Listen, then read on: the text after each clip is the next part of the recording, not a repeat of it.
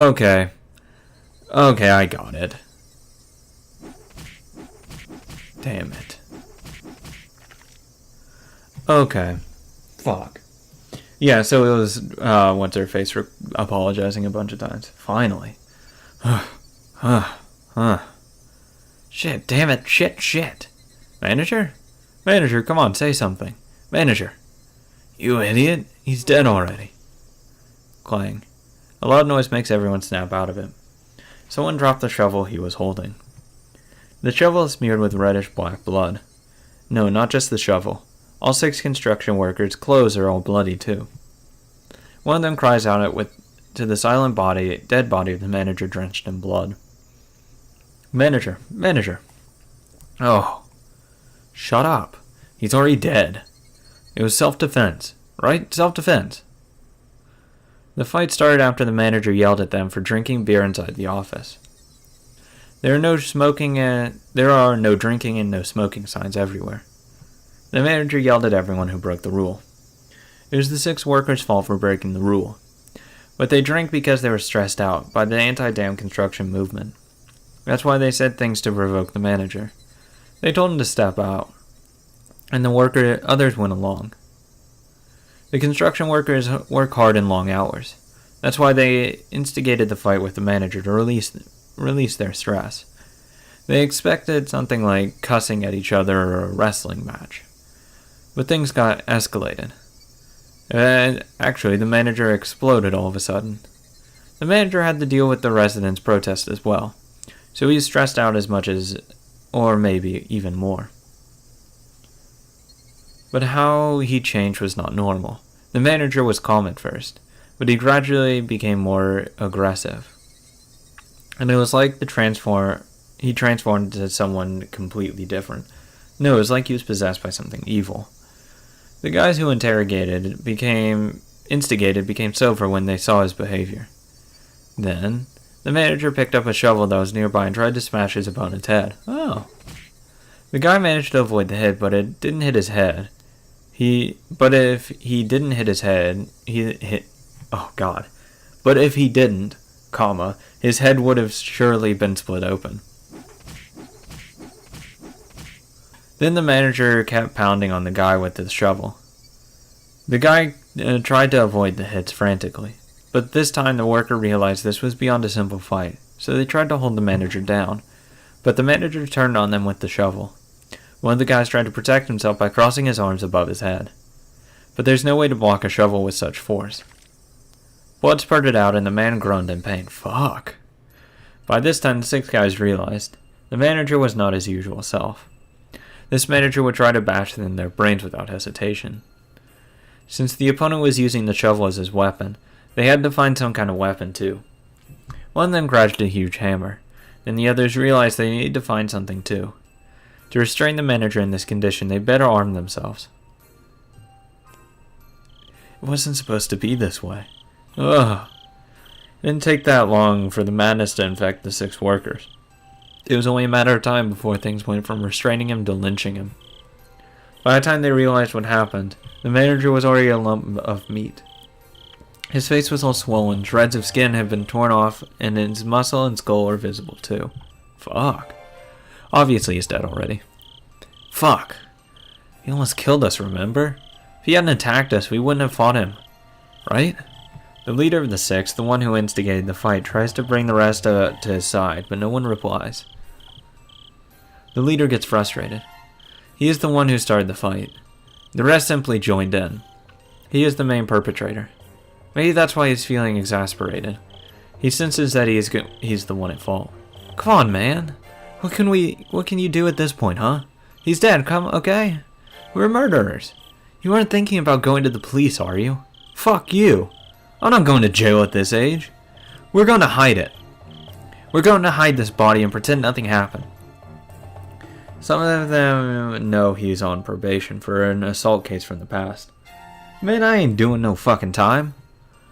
So if he got into trouble with the law again, the punishment would be more severe than they could imagine. That is why he's trying desperately to find a way out. If he was alone with the manager's body, then he wouldn't have behaved this way. All he had to do was hide the manager's body and pretend nothing happened. But there are 6 of them, including him. They're partners in crime and witnesses, too. Yeah, you can easily sell them all out and say, these 5 people killed the guy. I was just watching. Or like I just heard it. I stepped out right as they killed him. I heard his screams and all that. You could just act as a witness. Get protection. Ask not to be prosecuted. Get a nice plea deal going. Say, if I rat the other guys out, are you not going to prosecute me? Yeah, sure. That seems like a great idea. That's what I'd do. If I confess to the other guys and rat them out, can I just get obstruction of justice? Just a slap on the wrist? If even one of them turns himself in out of guilt, he'll be in big trouble. But even if we hide the body, they'll find out sooner or later. Instead, we should plead self-defense, and we may be pardoned for justifiable defense. Not when it's 6 guys and you completely destroyed the shit out of his body. Yeah, it makes sense if you accidentally broke the dude's neck or something like that. Something incidental, accidentally pushed him down a flight of stairs and he died because he was attacking you. But when there's 6 of you and you completely demolish the dude, then muscle and skull and bone is showing, that's not the best case for justifiable defense. Kind of like you just shoot someone out of quick fear. It's different than stabbing someone 50 times hoping they stop. Don't be so stupid. Look what we've done. Look at the condition of the body. Who would think this is the result of self-defense? His parents won't even be able to identify him in this condition, you idiot. But everyone will find out the manager is missing by tomorrow morning. We have no other choice. You're so useless, shithead. He slaps the guy's face. The leader has such an evil look on his face. He don't want to go to jail. Listen well, idiots. We're all murderers, okay? If we don't do anything, we'll end up in prison for 5 or 6 years easily. That's it? Wow, Japanese, fucking jail systems are a lot simpler and a lot more lenient than America law. Holy shit. You'd get so many more than 5 or 6 years if you did that shit to someone else. You're getting thrown in there for life. If even one of us talks, we'll all be caught. Don't think penal servitude is easy. If you think you'll be caught sooner or later, then why don't you try to run until you get caught? Don't just give up now. His face turns more and more devilish. That's the same expression the manager had a few minutes ago. Is he possessed by the same thing that possessed the manager? The 5 men start to think that. Come to think of it, all the villagers who are in the anti-dam movement have the same expressions on their faces. The real name of this village is Onagafuchi Village. And people will say wicked demons lived here, and sometimes they possess people. The men can't help but recall this exaggerated story often told by the demonstrators. The manager swung the shovel after his expression changed to this devilish one. There's no guarantee this man won't do the same. In fact, he still has the hammer in his hand, and he's glaring at everyone to intimidate them. If someone suggests surrendering, he'll probably smash his head with it. Oh good, nothing like getting that disease. I know. To make sure nobody betrays the rest, I have an idea. It'll make it easier to hide the body too. What is it? We're going to dismember the body into 6 parts. What? They all want to object to the idea. Okay, I get it. So they dismember it all into 6 parts. Each one hides one part of the body. Thus, if one person rats him out, they only have one body part, and they don't know where all the other ones are. So that even if one got found, it's only one part. Killing him is a serious crime in itself. Dismembering the body is too much. But if anyone objects, he'll be killed on the spot. So no one says anything. We all dismember him together. Remembering what the manager used to say. Teamwork. We're all in this together. We each take a body part and hide it responsibly. What do you think, huh? This way we're all equally guilty, right? I won't let anyone surrender. Oh.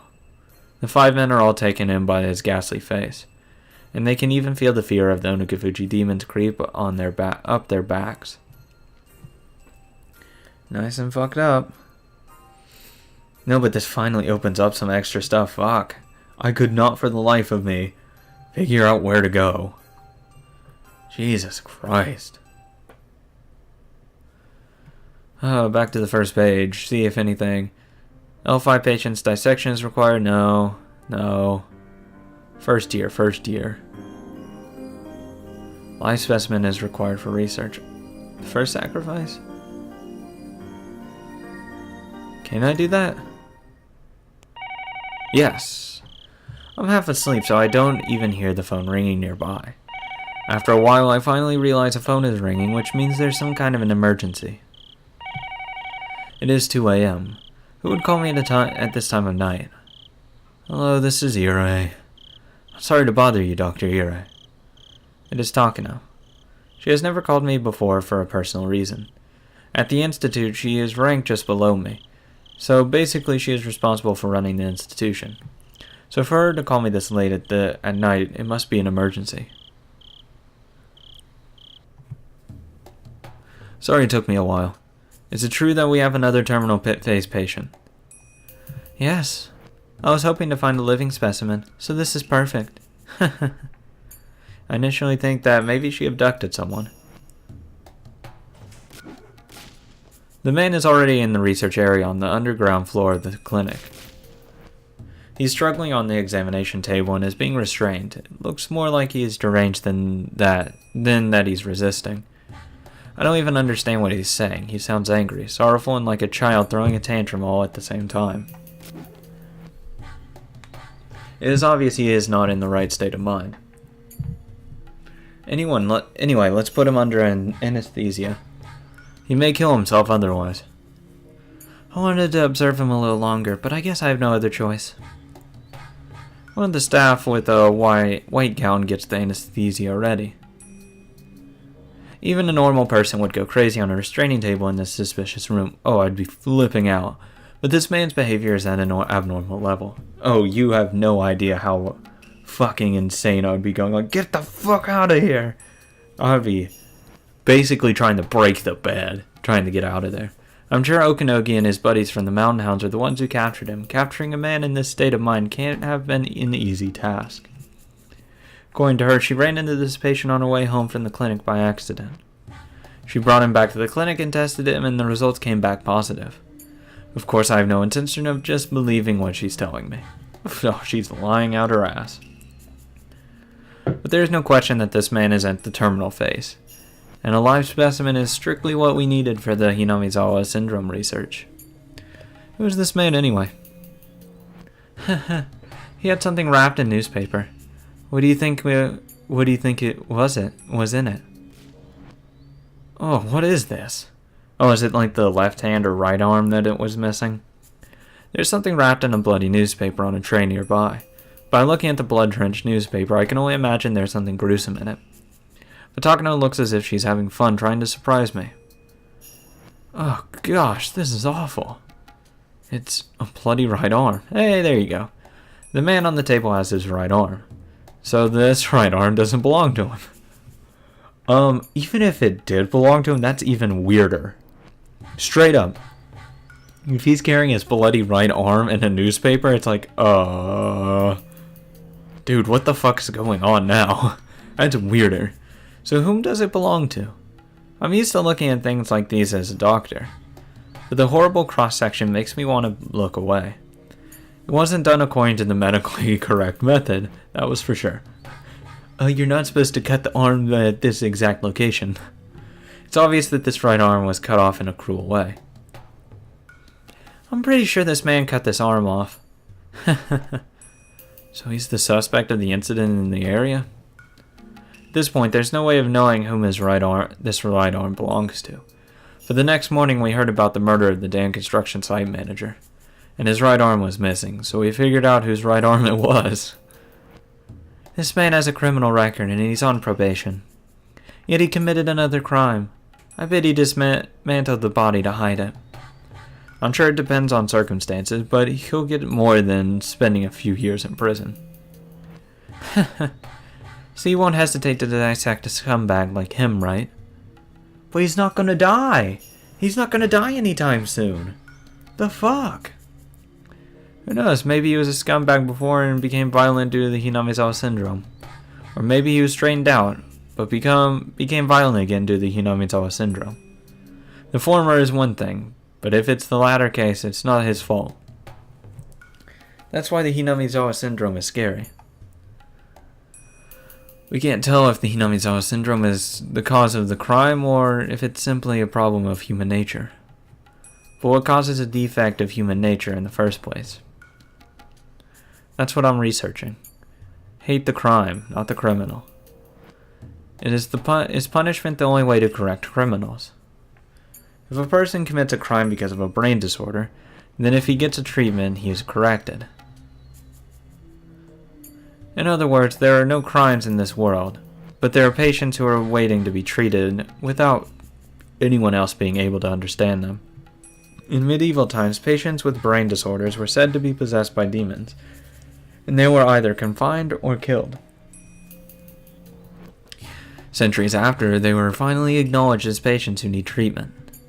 Acknowledgement changes with time.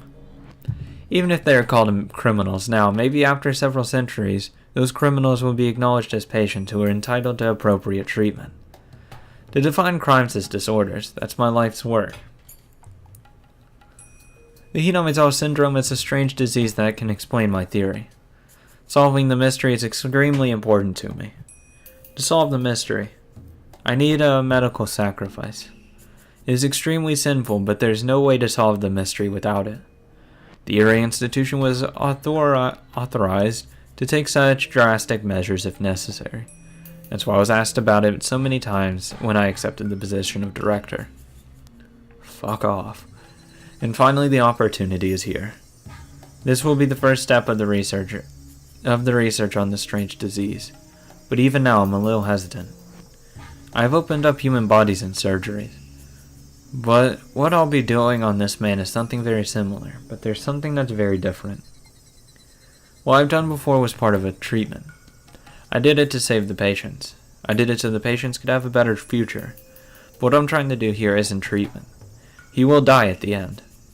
His death will be far from humane. I will open up his brain while he's still alive.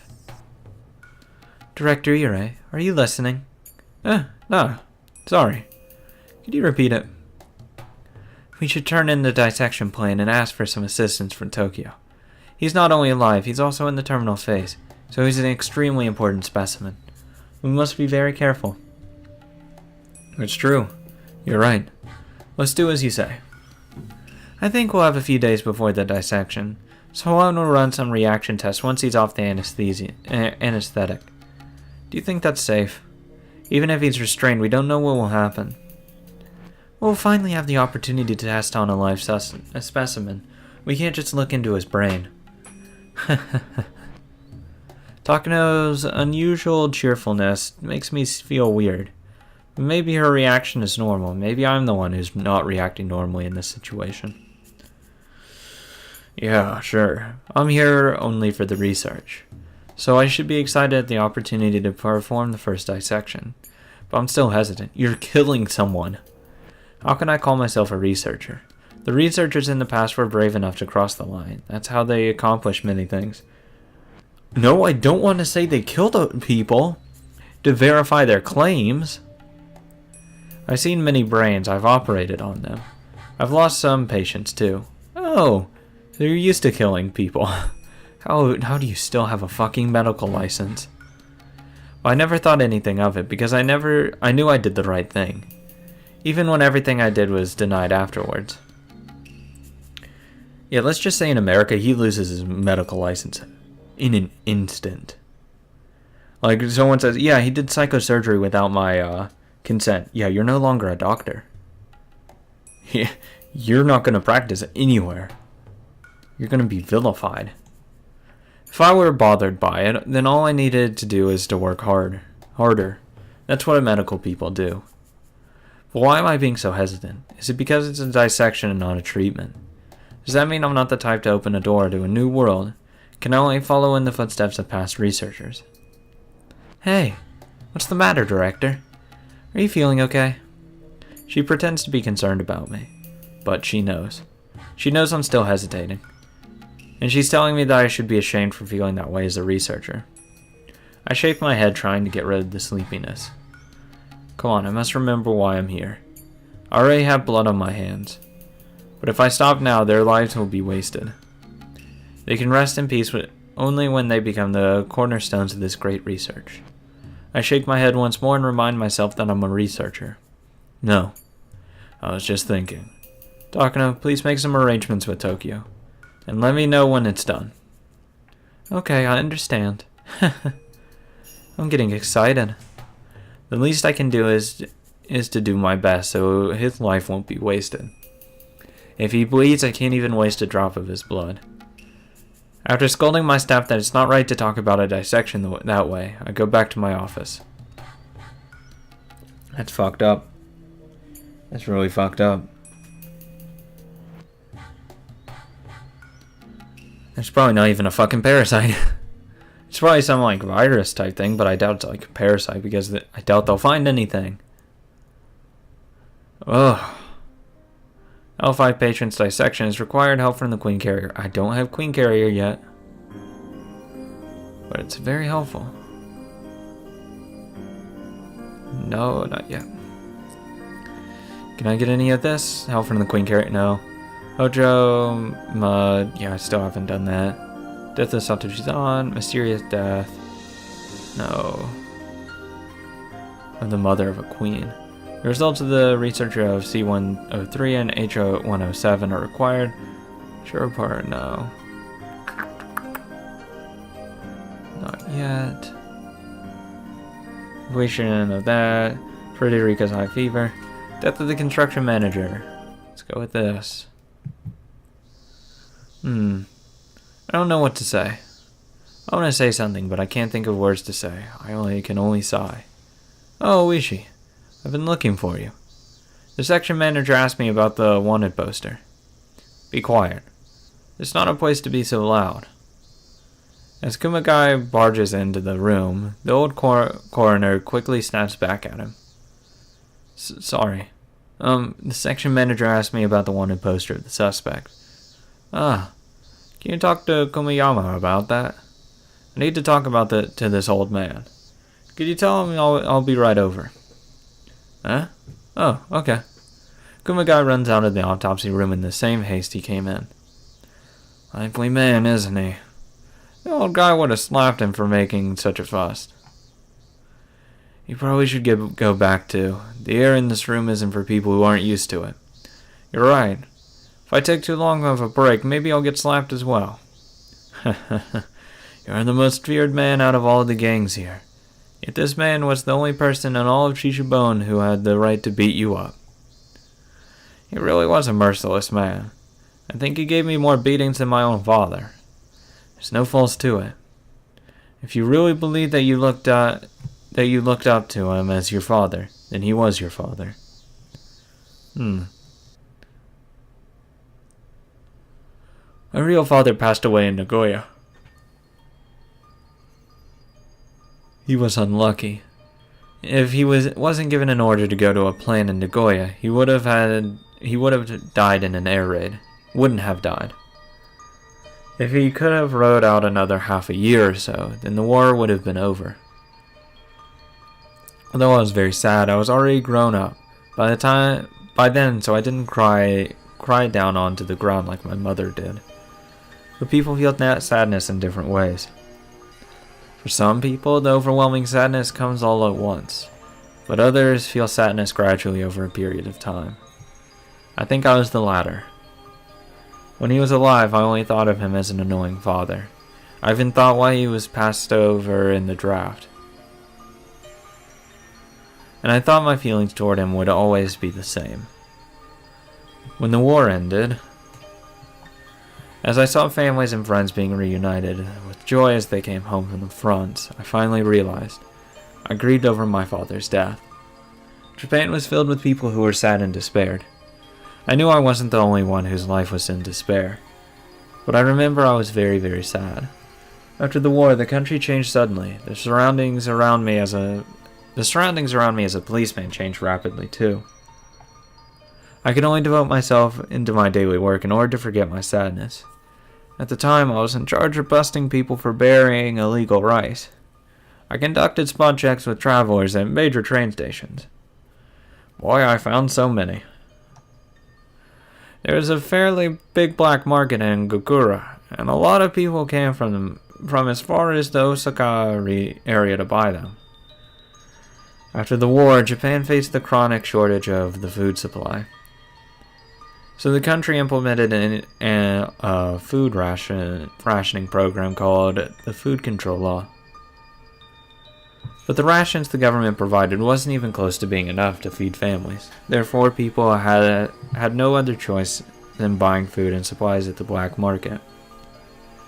The government hardly had enough food for rations, but there were plenty of at the black market.